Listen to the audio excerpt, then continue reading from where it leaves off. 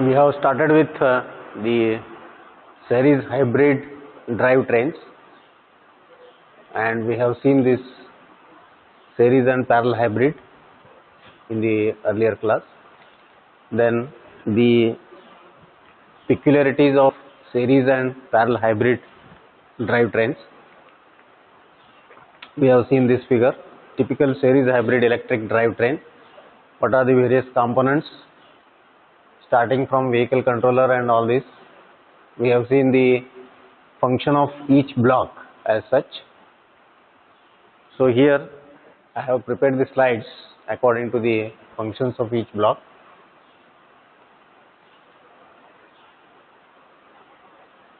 Then here major thing is this peaking power source. Whatever peaking power source has been shown in the diagram, this is related with a battery pack.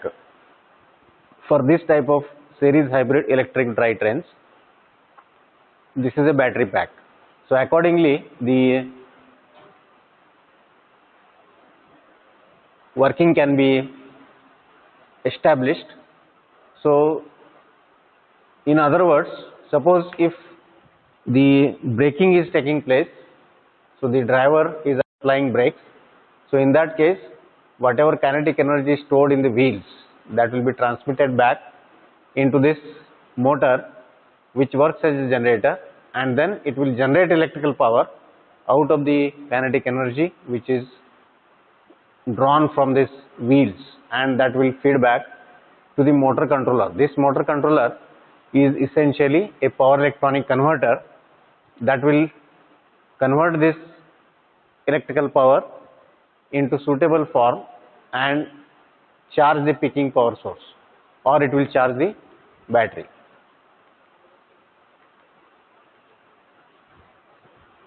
Now these operating patterns also we have started in the last class.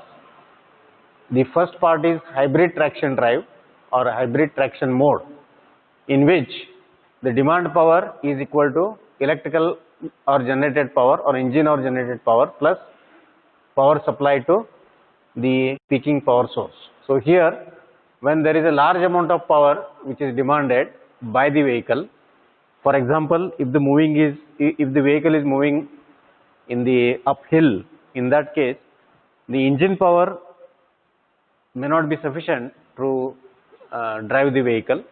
In that case we can add the power supplied by the peaking power source, and this engine power plus peaking power source, these two powers can be added, and that can give rise to the demanded power by the vehicle.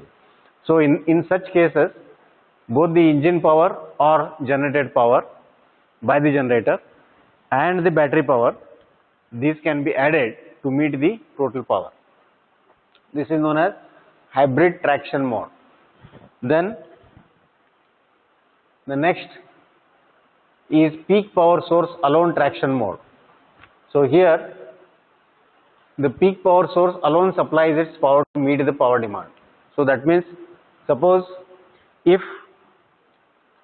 the vehicle is moving in a plane surface, on a plane surface, and the engine, if it is not being operated, the peaking power source only supplies its power to meet the power demand.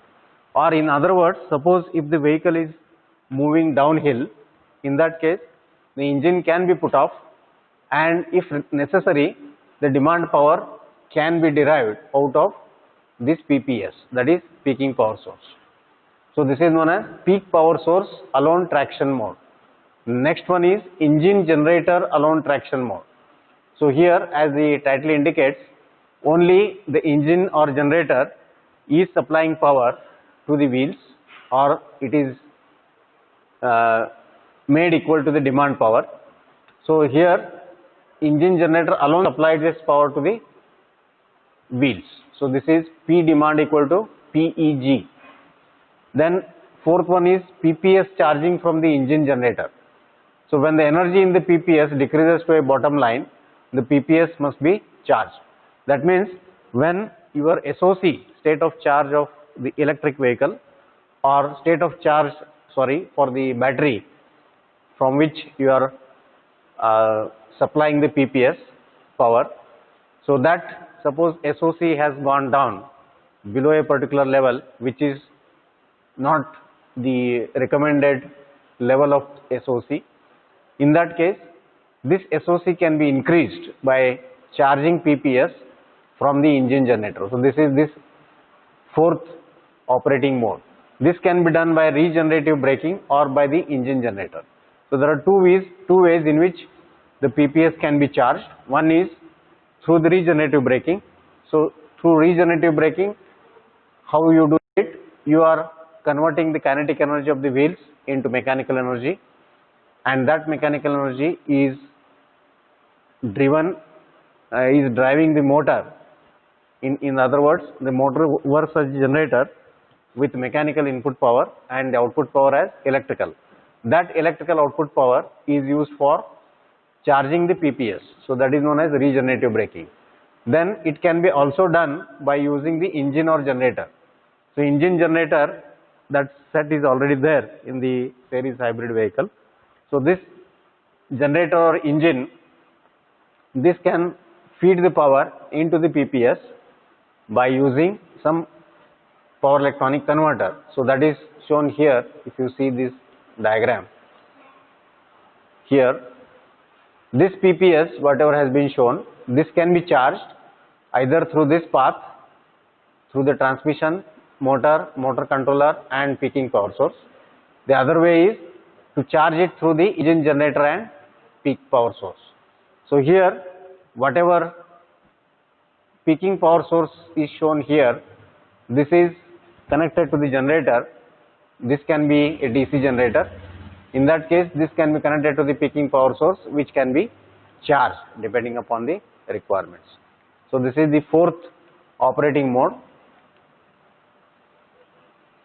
Engine power is divided into two parts.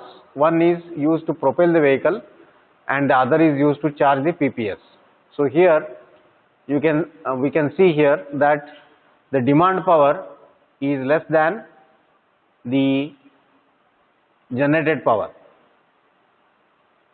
So generated power is equal to demand power plus PPS. Suppose if the generator is producing higher power, which is not required by the vehicle, in that case the remaining power which is extra, that can be supplied to PPS through the generator unit. So this is known as PPS charging from engine or generator.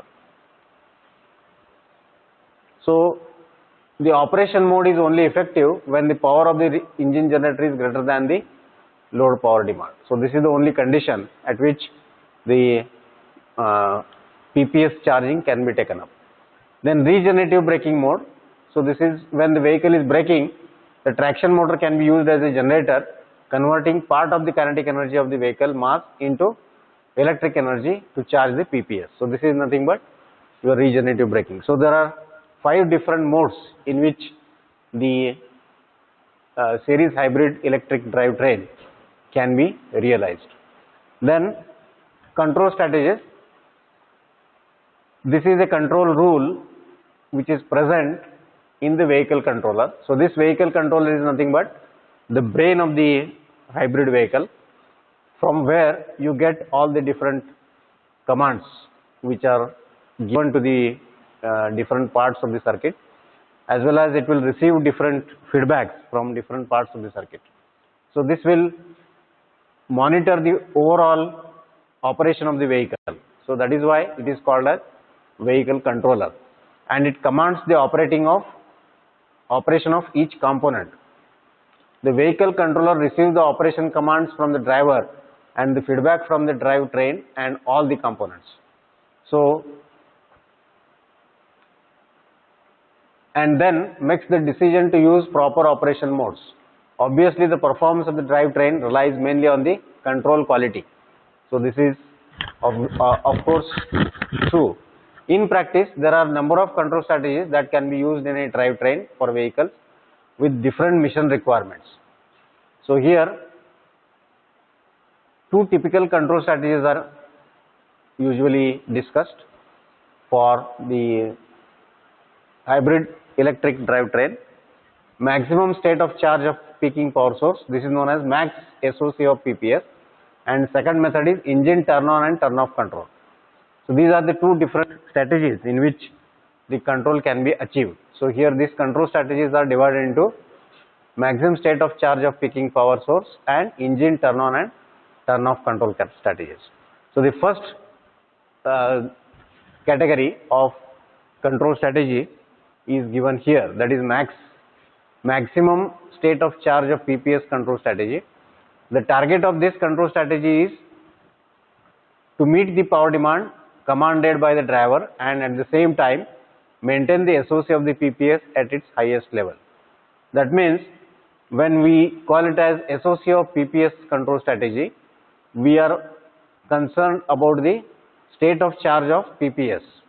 That means we are trying to maintain the state of charge of the peaking power source to the required extent all the time. That is our first priority. This control strategy is considered to be the proper design for vehicles for which the performance relies heavily on the peak power source. So when your vehicle performance depends upon the performance of the peak power source, in that case this strategy can be adopted. This includes vehicles with frequent stop-go driving patterns and military vehicles for which carrying out their mission is the most important task. So here keeping the PPS control strategy at the priority level will ensure that your vehicle will be always on its toes for getting the command and executing the command. A high SOC level will guarantee the high performance of the vehicles. So when you have state of charge at its maximum position, the performance will be definitely at its maximum position. So now here this graph shows the illustration of maximum SOC of PPS control strategy. So there are 4 different points in this particular diagram. We can see on this y-axis we have power and x-axis we have vehicle speed. So here maximum traction motor power is available here. This is the power which the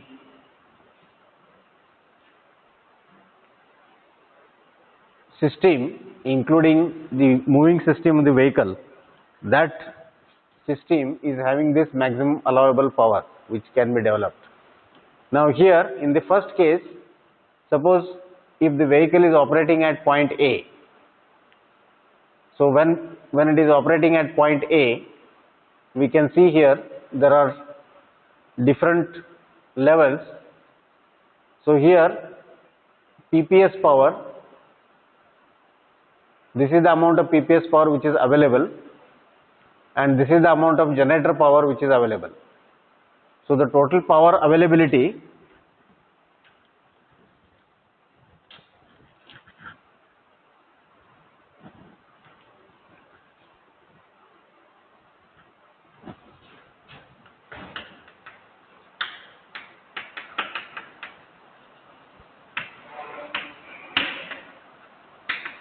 is equal to PG plus PPS. So this particular equation, if you observe,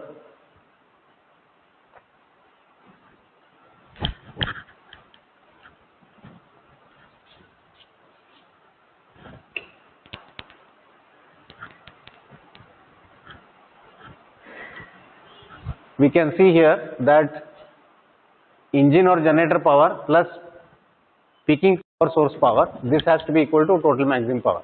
So this is the maximum power which is available. This is the addition of PPS power plus engine or generator power with full load. So whatever maximum power it can develop, that is what is shown here with the arrow. And suppose if you are having a point somewhere here, operating point, of the vehicle. What is happening is, this point demands power more than the maximum power which can be delivered by the engine or generator, because this is away or higher than this point. So the remaining power, this is the electric or engine or generated power, plus this power. This power has to be supplied by the peaking power source. So in this category, when you are operating the vehicle at point A, this power will be supplied by the engine or generator, and this power will be supplied by the PPS or the battery. Similarly, next point, if you see point B, now this point B is having the demand power less than the maximum engine or generated power. So this PCOM, this is nothing but commanded power. Here you can see this. So this commanded power PCOM at this point, this is greater than PEG. So we have to add this PPS to get this hybrid traction mode. Then in condition B, the command power PCOM is less than the engine or generated power with partial load. Okay, this is the EG with partial load. This is the full load. So this is the maximum amount of power which the engine or the generator can supply. And when this point is less than the point wherein the maximum power, whatever it is able to supply, the remaining power, whatever is there, this power can be charged or can be used to charge the peaking power source. So that means if your developed power is greater than the command power, whatever is happening here, because your generator is always run at the maximum or optimum operating region, wherein you get less emissions, gas emissions. Similarly, you get specific fuel consumption with least value. So with least specific fuel consumption and minimum emissions, you are operating the generator with full load. So here you are operating it with full load at all times, whether the vehicle speed is less, whether the vehicle speed is more, or irrespective of that, you are operating the engine or generator in its optimum position, optimum period, wherein it is developing this amount of power all the time. So we are operating the IC engine all the time at its optimum value. That means within this region wherein we have shown this part. So this crankshaft speed versus power. So optimal operating region is this, wherein it is shown as 100%. And this particular operating region, which is called as optimal, this is because of the less specific fuel consumption as well as less amount of emissions. So we are operating it here in this 100% range, and that is what is shown here with a straight line, this one. This operation is related to the operation within that narrow ellipse of the specific power consumption or specific fuel consumption.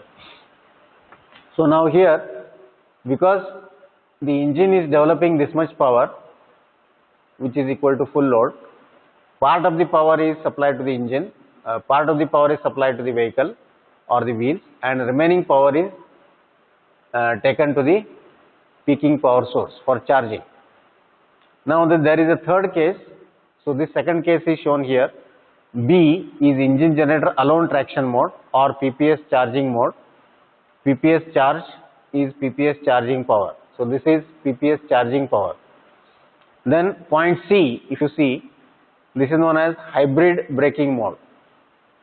So in this hybrid braking mode, what we have is the command power. Now, because this is a braking power in the negative axis, in the positive axis you get the tractive power in the forward direction. In the negative axis you get braking power in the reverse direction. So in that case, what you can see here is, if the operating point is C at which the vehicle is operating, under this condition, now here you can see maximum regenerative braking power. So every generator or motor, whatever has been shown there, that will have maximum allowable power at which it can operate. So it cannot supply more than the maximum power which it can generate under safe conditions. So that maximum power is shown here, which is at this point. Okay, from here to here, this is maximum regenerative braking power from here to here. But this point C, this requires more than whatever is maximum regenerative braking power. So this remaining part is achieved by using mechanical brakes. So in this mode, it is a braking mode wherein the vehicle is being reduced with its speed, and with this it can generate only this much regenerative power at the most, not more than that. So the remaining power has to be from the mechanical brakes. So because you need to have a power balance equation, generated power must be equal to the utilized power. So this is generated power from here to here. This is because of the kinetic energy which is stored in the moving parts, and this is more than the maximum regenerative braking power for the vehicle. So the remaining power is applied with brakes. So this is the command power, and this is the regenerative power, which is the maximum regenerative power. Remaining can be given to the mechanical brake. So here this is known as hybrid braking mode. Regenerative power, braking power, and PB mech is mechanical braking power. So we have to take the help of the mechanical brakes also under the conditions when the vehicle is operating in mode C. Then in mode D, here what you can see is regenerative braking mode. So here this point D is within the maximum regenerative braking power point. This is that point. So this particular D is having position here such that the command power is less than maximum regenerative braking power. So there is no question of mechanical power which can be braked, or you need not apply brakes here, mechanical brakes. It will totally convert into regenerative braking power. So this is the point D. So this is known as regenerative braking mode. So these are the 4 different modes which are shown here in this diagram. So when you get the question in the examination to explain the state of charge of PPS control strategy, maximum SOC of PPS control strategy, this diagram you have to show and explain all these 4 modes. So here we have point A, wherein the commanded power is greater than PEG maximum. Point B, the commanded power is less than PEG maximum. Point C, brake power is greater than maximum regenerative braking power. And point D, command power is less than the maximum regenerative braking power. So these 4 points you can easily explain. So that is what is written here in this particular part. Now the next control strategy, or we'll go to this point.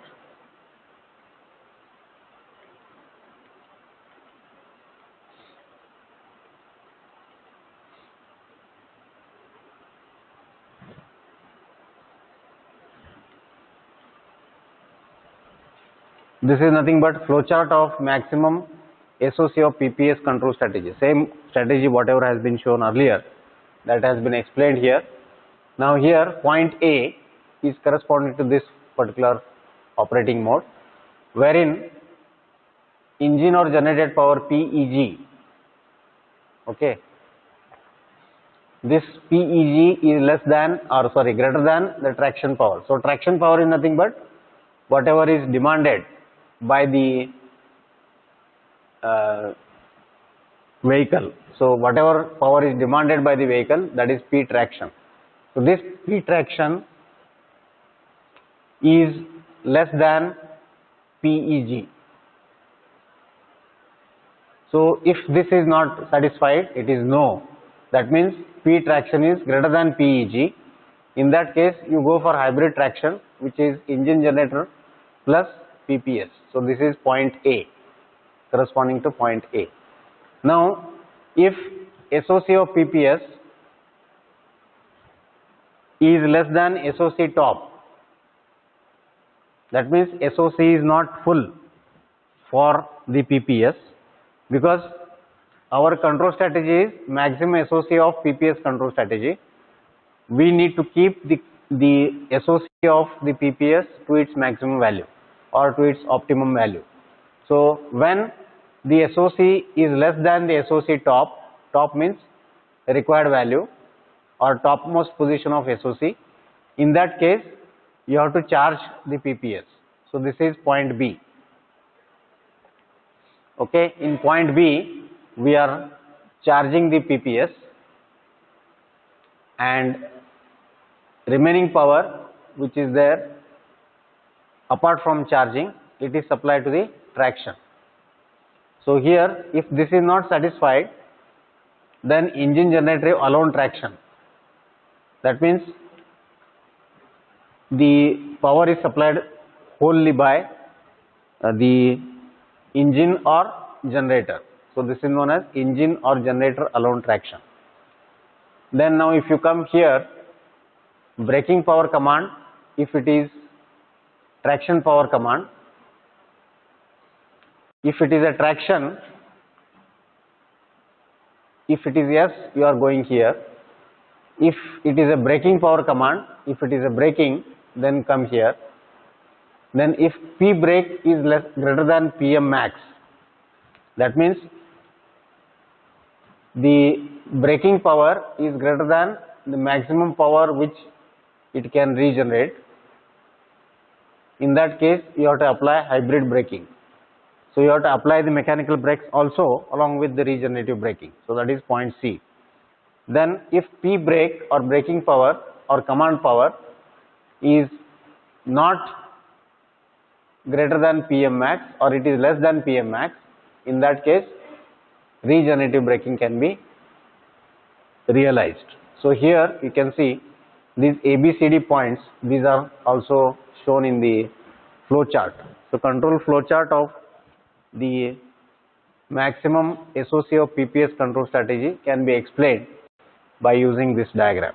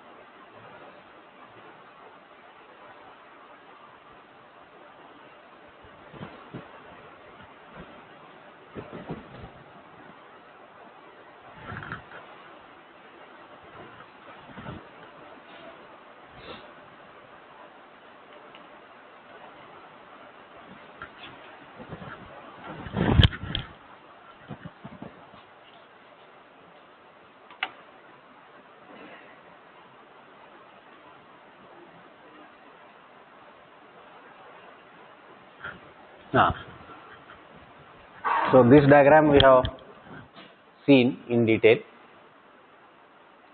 Now the second part, that is the second control strategy, is thermostat control strategy, which is known as engine on-off strategy. So this is for hybrid electric drivetrain.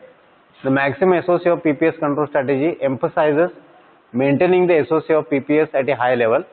However, in some driving conditions such as long time driving with low load on a highway at constant speed, the PPS can be easily charged to its full level and the engine generator is forced to operate with a power output smaller than its optimum.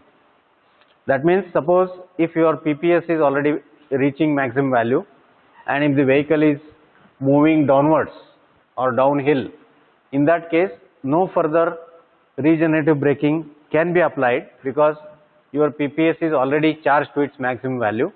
So in that case, what you should do, you should switch on and switch off your engine depending upon the requirement. Suppose if you are going downhill, you can totally switch off your engine and carry on the driving of the vehicle. So that is what is known as thermostat control strategy. Hence the efficiency of the drivetrain is reduced because of this particular operating condition, because what happens is you cannot operate the IC engine in its optimum operating range, and when you are not operating it in the optimum operating range, then the efficiency of the IC engine will go down, and as a result, to achieve the efficiency higher, you must carry out some strategy, apply some strategy. So this efficiency of the drivetrain is reduced. In this case, engine on-off or thermostat control of the engine generator would be appropriate. This control strategy is illustrated in the figure. The operation of the engine or generator is completely controlled by the SOC of the PPS. When the SOC of the PPS reaches its preset top line, the engine generator is turned off and the vehicle is propelled only by the PPS. On the other hand, when the SOC of the PPS reaches its bottom line, the engine generator is turned on. The PPS gets its charging from the engine generator. In this way, the engine can always be operated within its optimal efficiency region.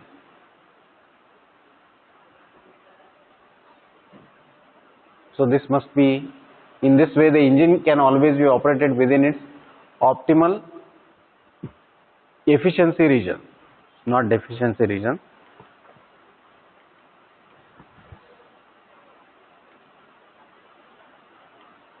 So here this thermostat control has been shown by using some sketch. So here you can see there are two levels for SOC of PPS. This is the top level, top line of PPS state of charge. So when the PPS is charged at this level, we can say that the full charging of the PPS is done. So with this full charge, there is no need to supply the power again for charging the PPS. And here this is another line which is known as SOC bottom line. So bottom line of SOC is nothing but the minimum level of the charging, below which when the charge goes, then the battery may get damaged.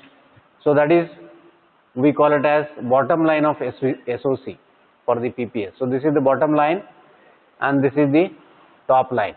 So when the battery is operated within this top and bottom line, we say that the battery is operating under normal operating conditions without damaging any part of the battery or without reducing the life cycle of the battery. So here the control strategy says that when the PPS SOC is achieved at the top line, at this point you switch off the engine. So here this engine operation, it is either on or off. So here when you reach the PPS maximum, you switch off the engine, so it goes to off. And again, now from this point to this point, because there is no much tractive effort required by the vehicle, this tractive effort, whatever is small tractive effort you are providing, that can be provided by the PPS. So that PPS, whatever tractive effort is provided, that will discharge the battery. So from here to here it will discharge PPS. So the SOC will go down and reach its bottom line. So the moment it reaches its bottom line, again the engine is switched on. Okay, so when the engine is switched on, again this will get charged to the next SOC top line. So till here it will increase. So when again you reach the top SOC line, again the engine is turned off here. Next moment again when the SOC reaches its bottom line, again you are switching on the engine. Again it gets off when it reaches its top line. So based upon the operation of the PPS on the SOC, you are putting the engine on and off. So keeping the PPS operating under the safe operating conditions, that is to be operated between top line and bottom line, we are switching on and off the engine or the generator for the sake of increasing the efficiency. So this can happen when there is a downhill operation of the vehicle or there is a plain road running of the vehicle. In such cases, you require to have very small amount of power which can be derived or which can be treated or which can be supplied to the vehicle wheels, and as a result that can be supplied by using the PPS itself, no need of additional tractive effort. So but here again at this point of time, within this range, when the engine is on within this range, this can supply the tractive effort if it is required, and if not required it will supply the PPS.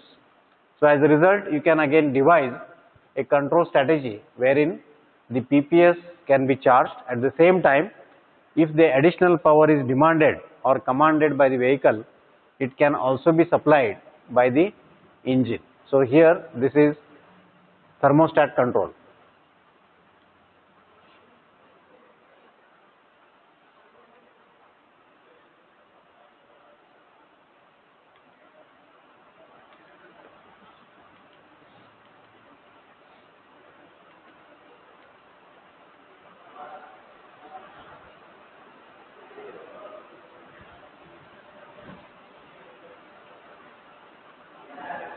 Now sizing of the major components. In this part we are going to see how exactly you are deciding the size of each component of the block diagram, which we have seen earlier. So such as a traction motor, then generator, then you have the IC engine, then size of PPS, all these things, how these sizes can be decided based upon the requirement and based upon the traction motor requirement or tractive effort requirement. The major components in series hybrid drivetrain include traction motor, engine, generator and PPS. So out of all the different components, we are going to see only the sizing of these three, that is traction motor, engine, generator and PPS. Other things are minor, so they are not decided or they are not discussed in this particular topic.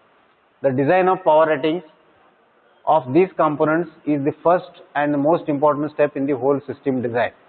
In the design of these parameters, some design constraints must be considered, which include acceleration performance, highway driving and urban driving, and energy balance in PPS.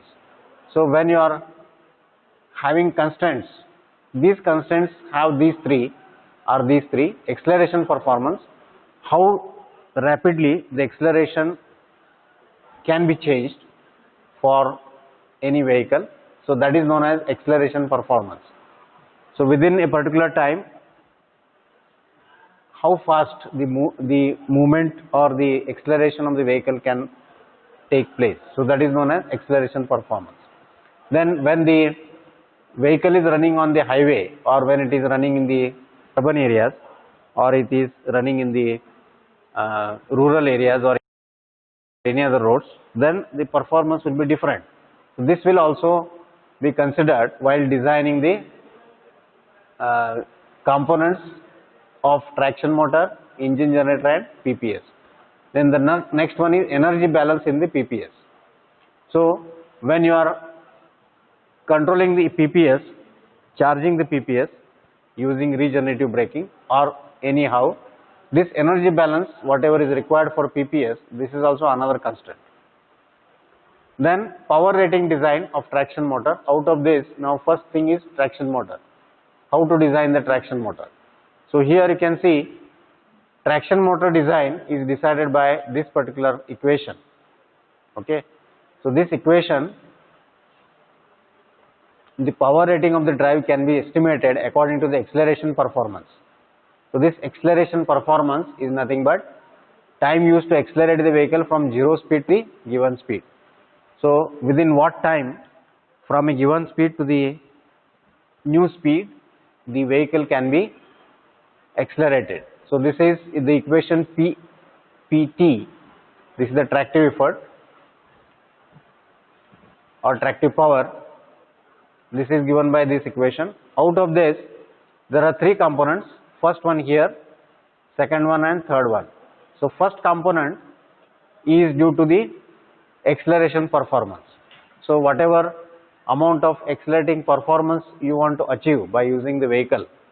Suppose if you are using a vehicle with higher acceleration performance, the first parameter or the first part of the equation will be having larger magnitude, and this will be decided by these all components, delta, mv, then ta, vf and vb. So these components are given here. mv is the total vehicle mass in kg, tf is the expected acceleration time, vb is the vehicle speed in meter second corresponding to the motor based speed, vf is the final speed of the vehicle accelerating in meters per second, g is the gravity of acceleration 9.8, fr is the tire rolling resistance coefficient. Okay, so here these are the velocities which you want to achieve. mv is the mass, delta is some constant here,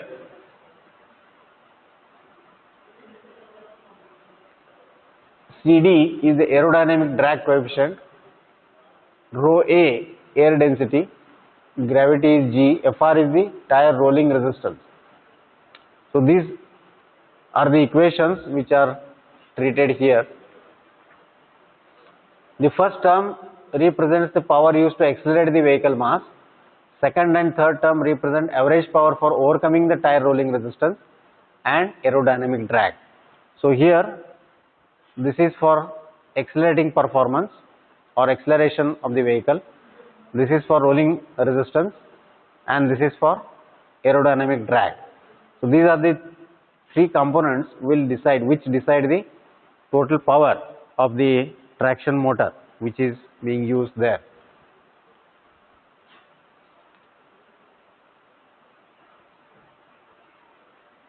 So this figure, if you see, this is a two geared vehicle. This is the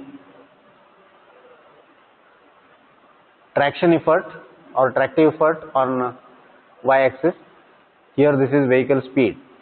So this vehicle speed, motor speed ratio is x equal to 4. That means it has been drawn for a particular example, for a particular given example, for a particular drive. And in low gear, if you see here, A, B, D, E, this is for low gear. So lower gear means, suppose if there are two gears, first gear it will operate like this, tractive effort will be constant from here to here, then it will reduce and then it will be like this. So at higher speeds you require less tractive effort. This is what is the required performance characteristic. Similarly with high gear you have this lower tractive effort starting point.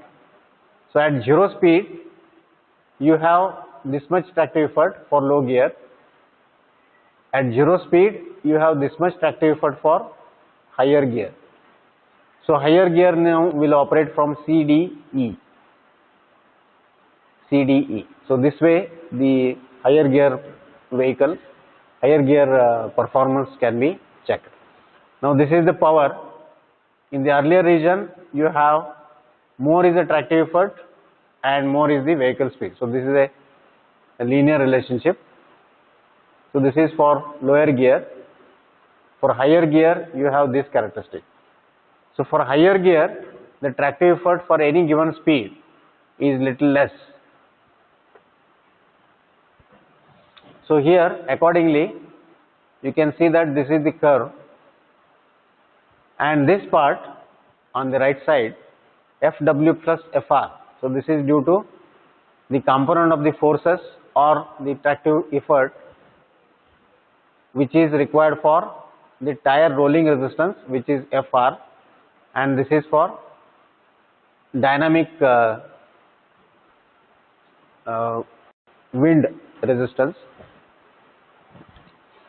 So this is due to the friction of the wind or the viscosity of the wind, and this is for the rolling resistance of the tire. So this will be always there for both the gears. Ultimately at this point the tractive effort is very small, which is just to give the Fw and Fr, and remaining part will appear only within this range. Okay, so from this range to this range what happens is we have tractive effort plus this value taken together. As you go on increasing the speed, the tractive effort goes on reducing, whereas this value remains constant. That is what it is shown here. So this particular dotted line, this represents Fw plus Fr. Actually this does not remain constant, it increases slightly with the speed. At lower speeds this loss component due to tire rolling resistance and the characteristic, this is not remaining constant, it is increasing with respect to the line. So that is what is happening. So here you can see Vb equal to Vb1. So here Vb1 is the value of the speed at which this point is obtained, same point. So here after this point the tractive effort goes on reducing, whereas for this point, after this point the tractive effort goes on reducing. So this Vb1 and Vb2, these two values you get for two different low gear and high gear values. So that is Vb1 and Vb2. So this is just an example, for one illustration has been shown.